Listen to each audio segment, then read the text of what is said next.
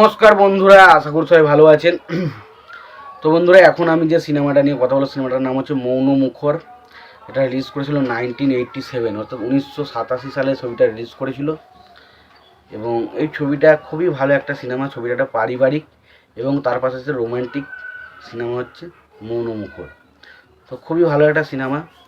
সিনেমাটার পরিচালক হিসেবে কাজ করেছেন যে শরৎ ব্যানার্জি, এবং ছবিতে অভিনয় করেছিলেন প্রসেনজিৎ চ্যাটার্জি, চিরঞ্জিত চক্রবর্তী, দেবশ্রী রায়, দীপঙ্কর দে সহ আরও অনেকে।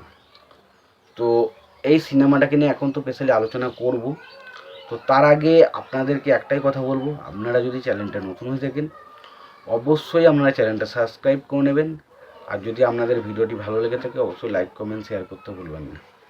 তো মৌন মুখর ছবিটা রিলিজ করেছিল 1987-এ। ছবিটার পরিচালক হিসেবে কাজ করেছিলেন শরৎ সাক্সেনা। ছবিটার সংলাপ লিখেছিলেন হচ্ছে শরৎ সাক্সেনা। ছবিটার চিত্রনাট্যের কাজ করেছেন যে শরৎ ব্যানার্জি, সাক্সেনা বলছি, শরৎ ব্যানার্জি। সংলাপ লিখেছিলেন শরৎ ব্যানার্জি এবং চিত্রনাট্যের কাজ করেছেন শরৎ ব্যানার্জি।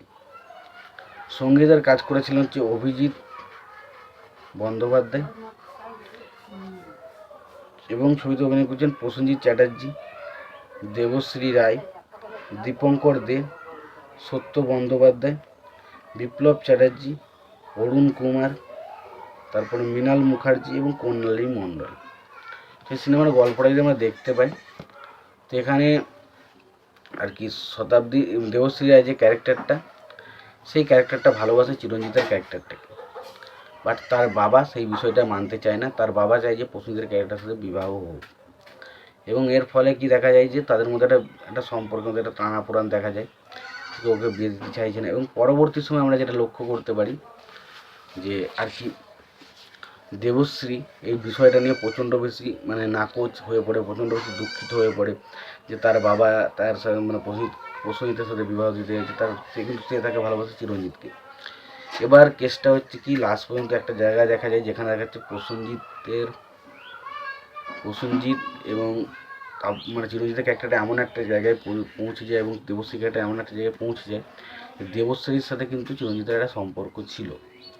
এবং তারপর আমরা যেটা দেখতে পাই যে চিরঞ্জিতের ক্যারেক্টারটা কিছুদিনের জন্য গায়েব হয়ে যায়, এবং তারপর আমরা দেখতে পাই যে তার বাবা এবং চিরঞ্জিত দুজনের ক্যারেক্টারই মারা যায়। প্রসেনজিৎকে প্রথমত বিবাহ করতে নাকচ করে দেয়, এবং তারপরে আমরা দেখতে পাই যে চিরঞ্জিতের ক্যারেক্টারটা মারা যায়, এবং আরও একজন কারো ক্যারেক্টারটা মারা যায়। তখন এটা দেখতে পাই যে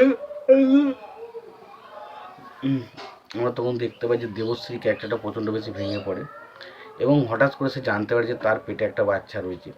তখন সে নিজে আত্মহত্যা করার চেষ্টা করে, এবং তখন তাকে আশ্রয় দেয় প্রশান্ত বলে একজন।